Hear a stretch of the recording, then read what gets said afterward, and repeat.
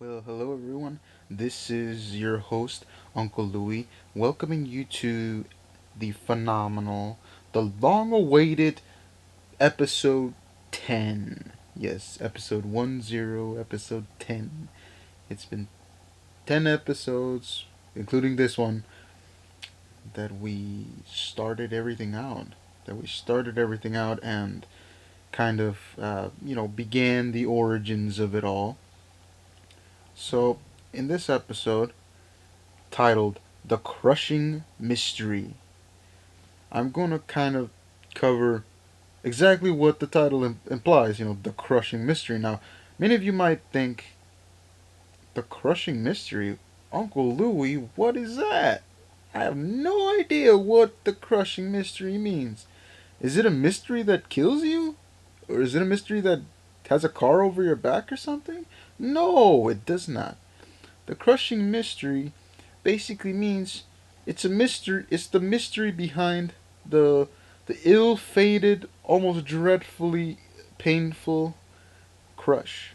You know, that little phenomenon or anomaly that happens in the mind that makes everybody, have feelings for one another, or when you like somebody, or when you're just feeling just a smidge bit happier just to see that special someone.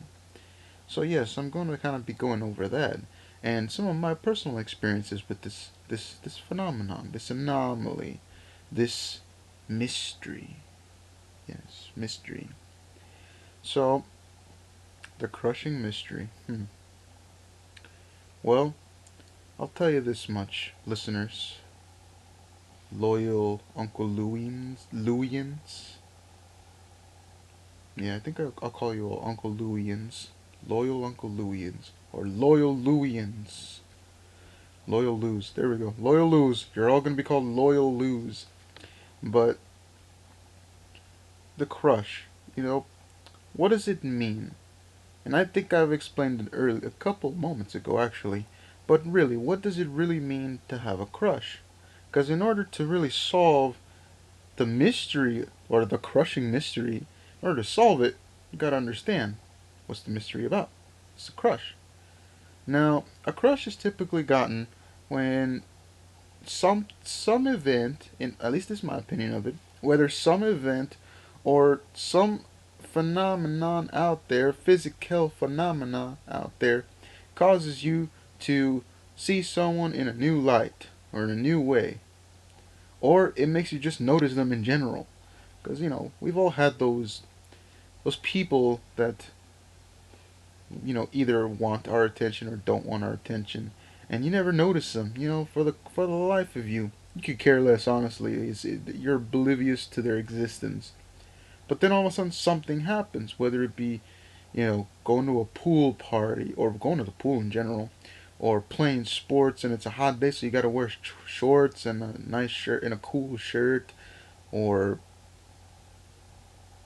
you're just getting older and certain bodies develop more than others. Enough said there. And I'm talking about both perspectives. I'm not just talking about guys looking into girls, but girls looking into guys.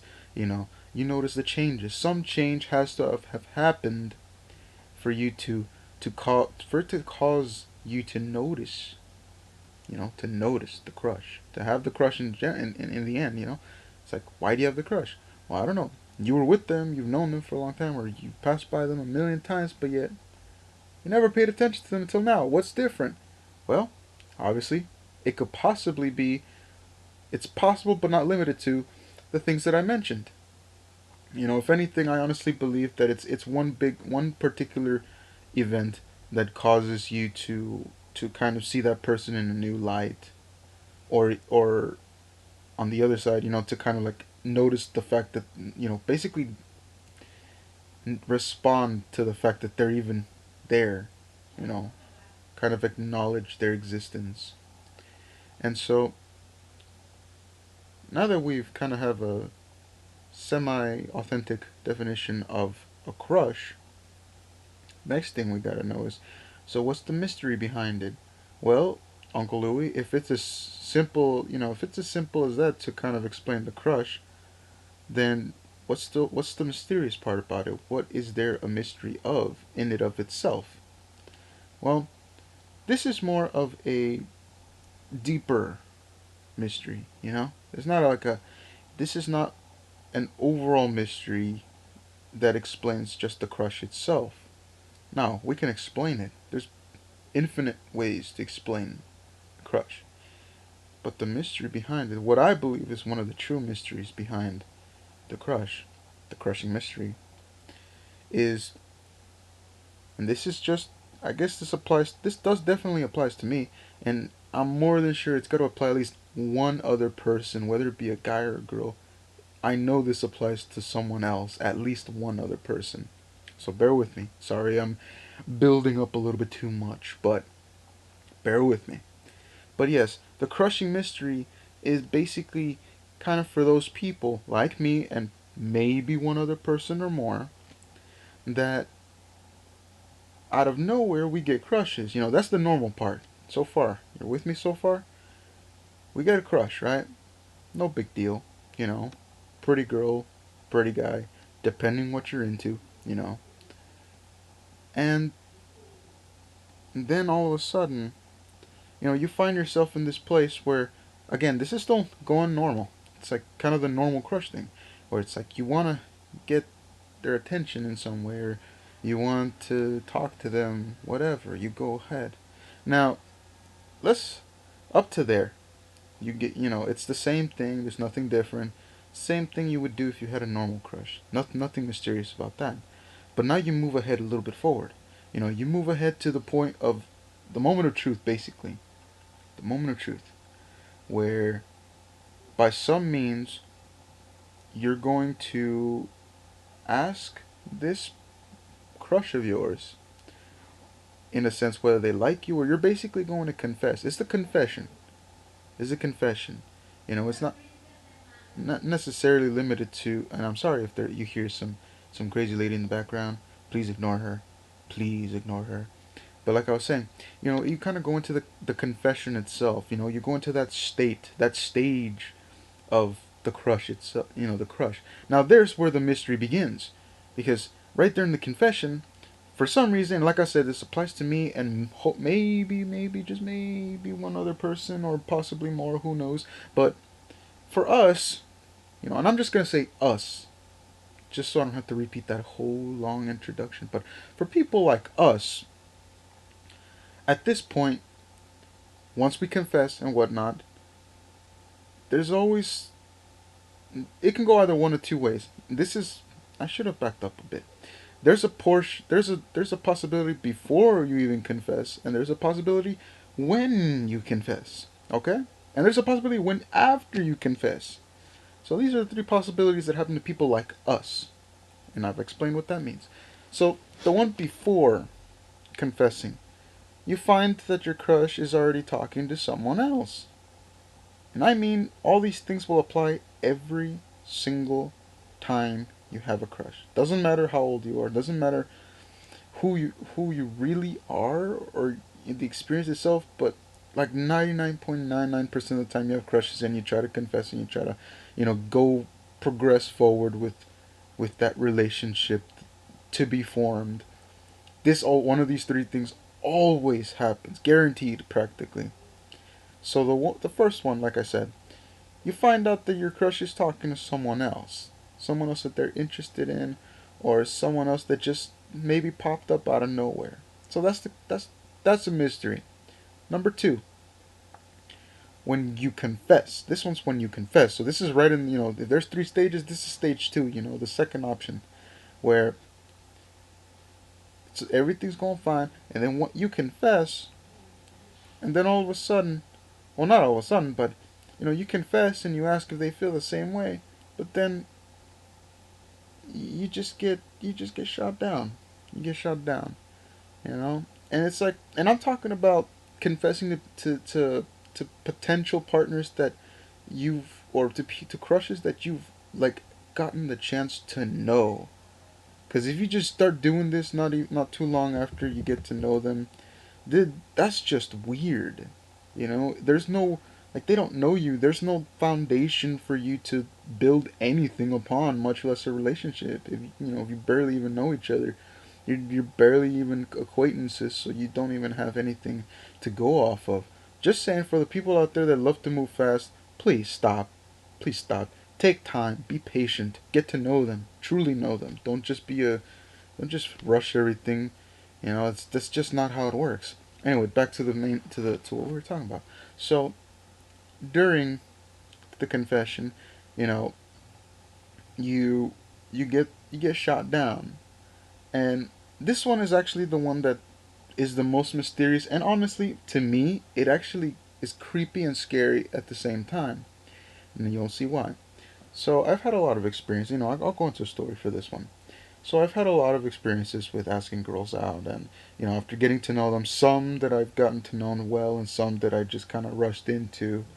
Yes, I used to do that, and it's awful. I know better now, but yes, I used to do that. That's how you learn. You make mistakes, and you learn from them. But yes, I've had more crushes than I can even count, and I've had just as equal the amount of rejections. Yes, yeah, I know. You'll find it hard to believe, but Uncle Louis hasn't always been a very big with the ladies all his life. But yes, pretty much as many crushes as I've had, they're almost the exact same amount of rejections. And so with all of this, this is where, and this is the creepy part. This is the creepy, scary part for me. Every time that I've had these rejections, the way that these women would reply back to me would be in a way that they would give me specific lines. Like, the best way I can describe it is scripted, basically, like as if they have a specific script, like a universal script, like one script, and they all read from this exact script, word for word. I mean, I'm telling you, it's terrifying when like, maybe not listening to it, it might not get to you, but when you go through it for years and years and years, over a decade, honestly, but when you go through it with so many different people, different areas that are not even near each other, and they give you the same exact line verbatim, and I mean verbatim.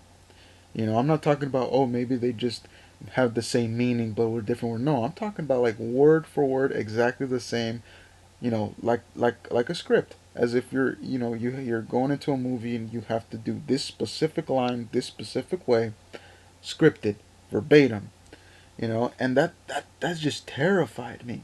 I'll tell you, that really terrified me, because after a couple of years, of hearing the same lines over and over, I started thinking, are these girls or these women, girls, women, as it was through all my years, as I was getting older, did they all get this from like a place online, or some type of website that offers this specific script for how to let guys, basically how to reject them, but while not being complete jerks about it?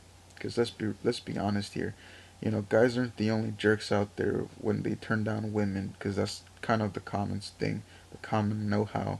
But women can be just as cruel, if not more cruel than guys. At least we kind of brush it off and try to be a gentleman about it.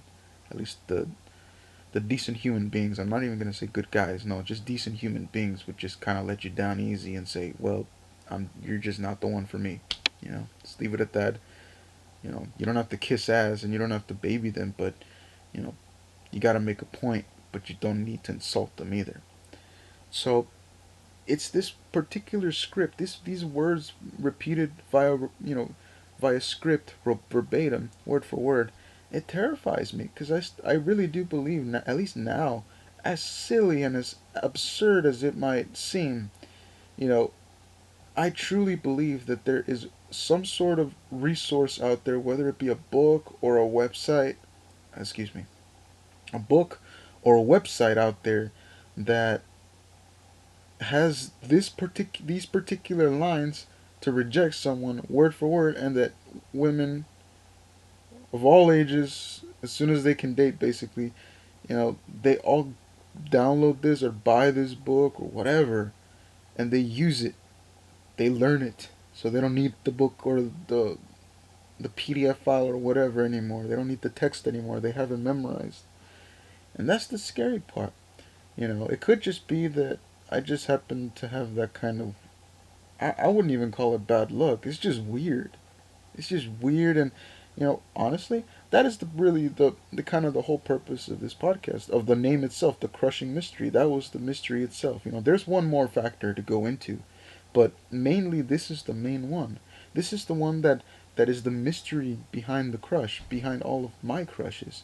They've all used this same line, and these girls from different areas, different backgrounds, and they're all using it word for word. It's just scary. It's downright creepy, you know. And so, like I said, second line, they let you down right then and there, and it's word for word by a script. At least for guys like us, for girls like us. I'm talking about us as in all of us in a group. The us that I talked about earlier in this video. If you don't know what I'm talking about, go to the beginning, listen to it, listen to it all over again, and just pay attention, and you'll hear what I mean. It'll come up what I mean by us. But yes, us. We know that kind of rejection. Not that it's bad, but it's just creepy. Honestly, it's just out of the ordinary in the most ordinary way. Because it's so ordinary and because it's exact and kind of robotic in a way, like a system, it's scary because it's so odd. Because nothing's that perfect. I mean, what are the chances that even two girls throughout your whole life will use the same exact words for anything? And especially rejection. What are the odds? And for me, I will tell you this much: it's been more than 12 different girls throughout my time that I've heard these exact lines from. Now, yes, Uncle Louie's been rejected a lot, and that's not even the half of it, really. There's so many more, so many more. But yes, so that's the second one, the main one. The kind of the point of this whole podcast, the episode, the crushing mystery. That's the mystery itself. But there's other aspects to the mystery. For instance, the third one. The third one. This is post confession. Now, in post confession, this factor can actually go either way, two ways here. For kind of the negative outcomes that we're looking into, there it can go two ways. So for one, you confess, and she she downright just kind of goes out with you, or she says she likes you too, or something, and you kind of just go steady for a little bit, but then all of a sudden it's just over for whatever reason. So that's one way. The other way, the other way that this can go is that once you confess, she lets you down, so she says no, kind of implying to the second factor. But the difference here is that she actually finds someone not too long ago. She gives you that line. It's like I just got her out of a bad relationship, or I'm not looking for anyone right now. But yet, like less than a couple of days later, less than a week later, I should say, she'll end up with someone else. Where are those words? Where's the authenticity? Where's the valor? Where's the dignity behind all of that? You know, she could have. Wouldn't it have been easier to just let us down easily and just say, I'm not interested. I'm flattered, but I'm not interested. You're not my type, or I already have someone I have else in mind. You know, that would have been much easier. Wouldn't have been as you know deceptive. I feel like you don't when you're confessing to your crush, you don't have to be, at least if you're either saying yes or if you're gonna say no, you don't have to be deceptive. Well, at least when you're saying no, you don't have to be deceptive, because when you say yes, there's nothing deceptive about that. That's kind of a good thing. But when you say no, You don't have to be deceptive about it. Don't walk around, beat around the bush. You could just easily say, I'm flattered, but I'm not interested. Or literally, you could just say, I'm sorry, but I don't feel the same way for you. Simple as that.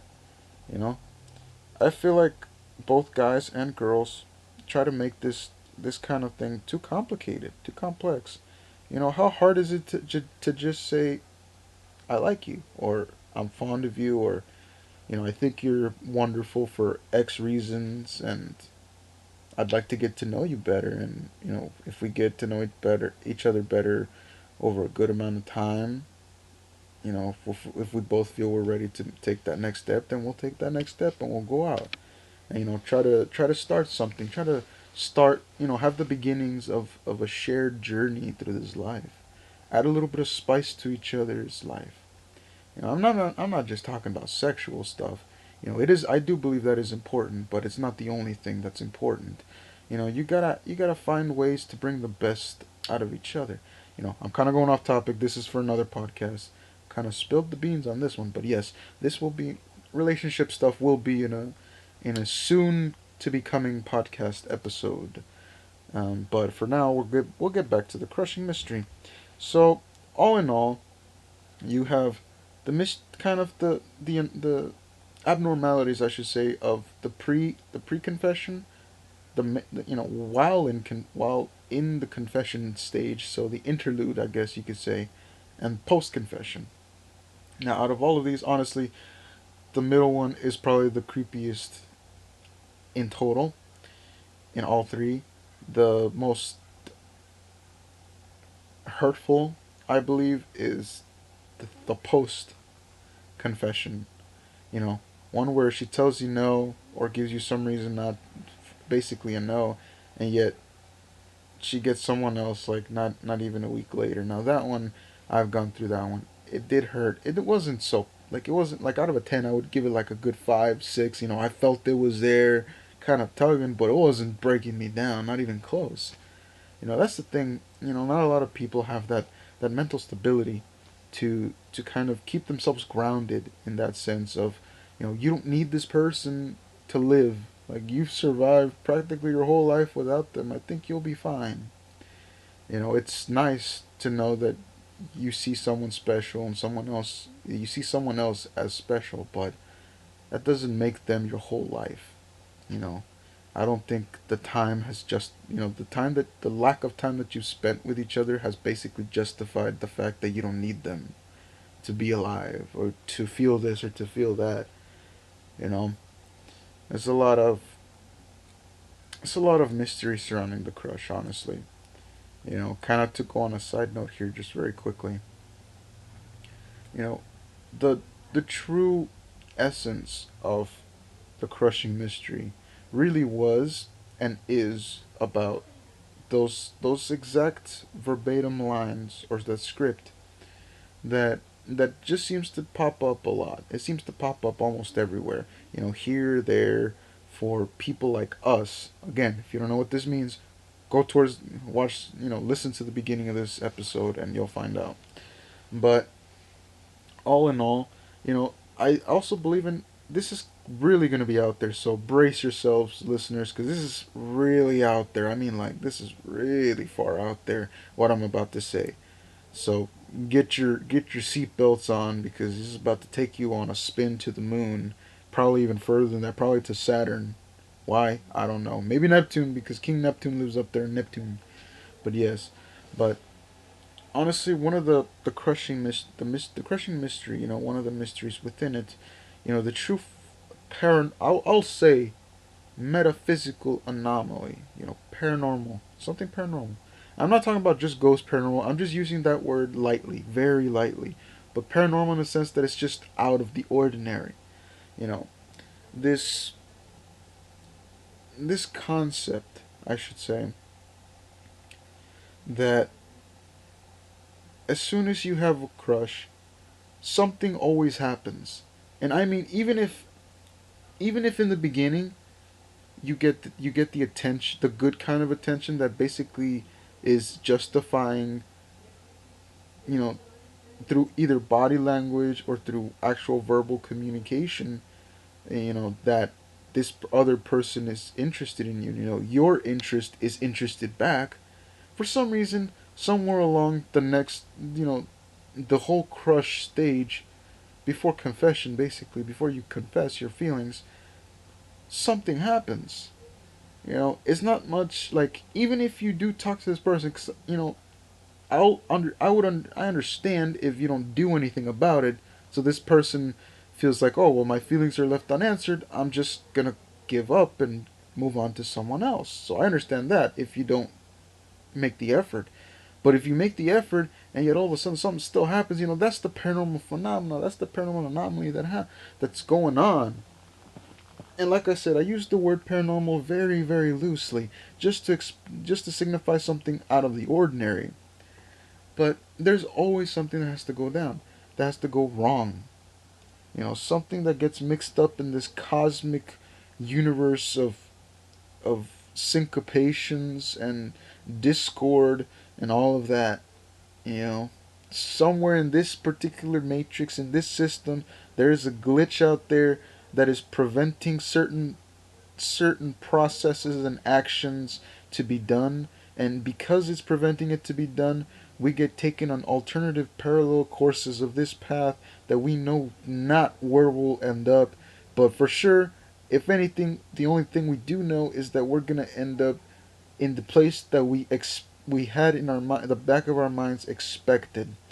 Basically by all of that I mean, you know, in the beginning when you like someone and when you see that they like you, always in the back of your mind you're gonna have that feeling that they don't feel the same way, that it's not gonna end well anyway. Even if they do say yes, for some reason there's always that little thought in there. Whether you'll admit to it or not, or whether you're aware of it or not, there is always that thought inside the back of your mind, even maybe even in your subconscious, that no matter who it is, whether it's your wife now, your husband now, your girlfriend now, your boyfriend now, or your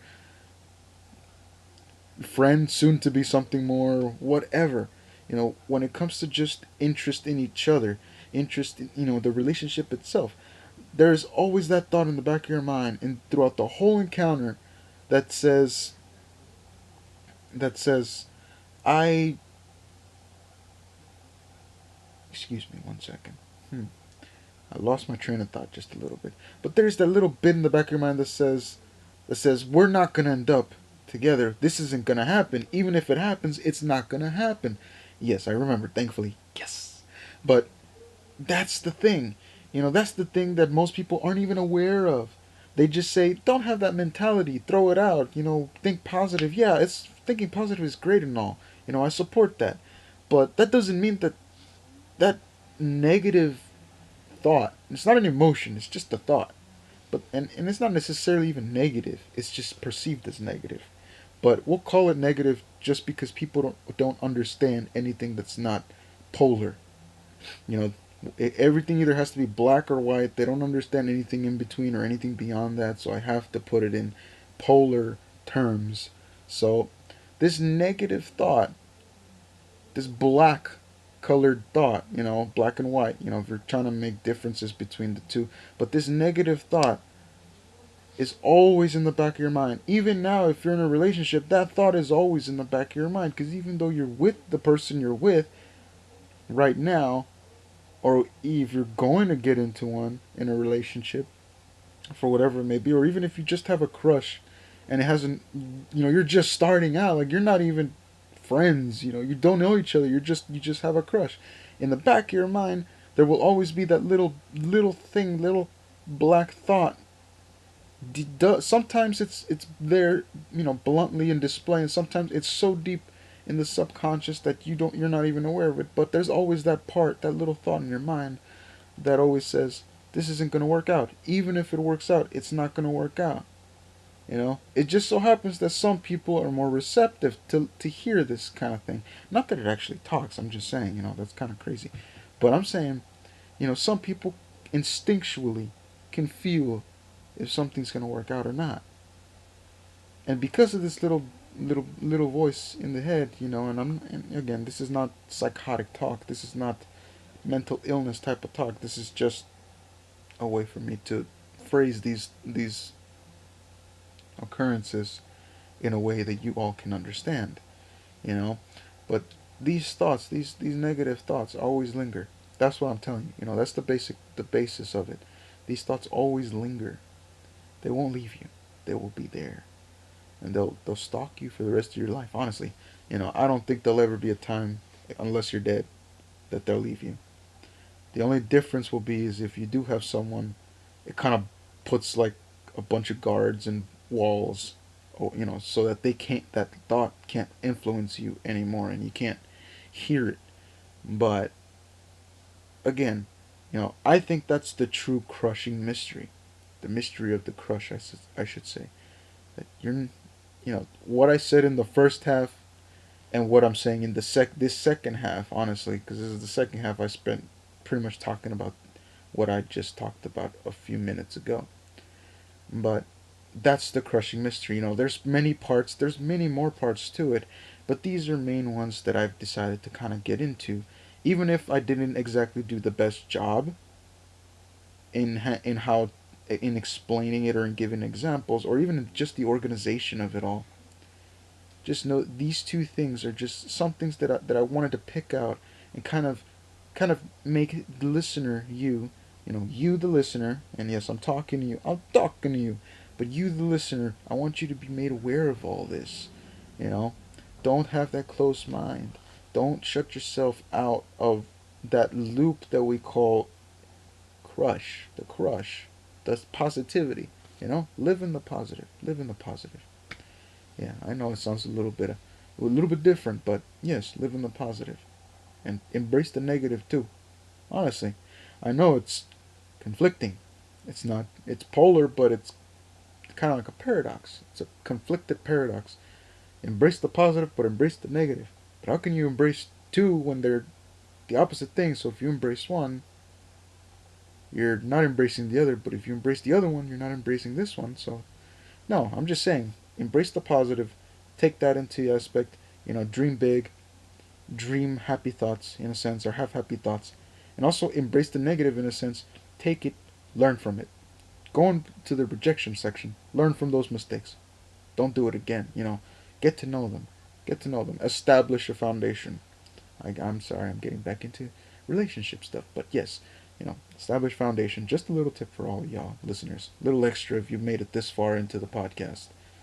You know, that's my extra life tip for you, relationship tip, just because you made it this far to listening to my dribble drabble and yippity yaws and whatnot. But yes, and now the moment you've all been waiting for, the challenge question. And this is episode 10, so this is a very special challenge question that I hope somebody out there will answer. And by the way, in the way you answer these challenge questions, leave a comment on the video you heard it from. Leave a comment on what your answer is. Okay, that's how you answer these. Just in case you didn't know, or in case I didn't even explain. But yes, the challenge question for this episode, for the episode 10, big occasion, you know, not monumental yet, but pretty big occasion, is 10 episodes. There's some continuity here. But yes, the challenge question for episode 10, The Crushing Mystery, is this.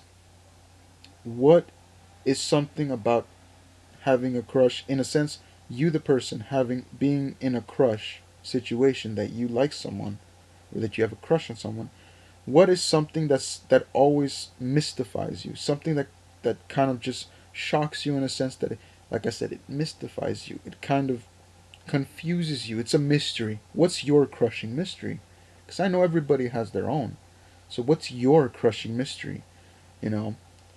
And give me details. Give me details as much as you want. You can make it brief, one sentence, and you know that could be good. And you can make it a pretty much a whole story if you want. Then that's good as well. But what's your crushing mystery? What's your crush mystery or mysterious crush? Well, not mysterious crush because I don't want to know who it is.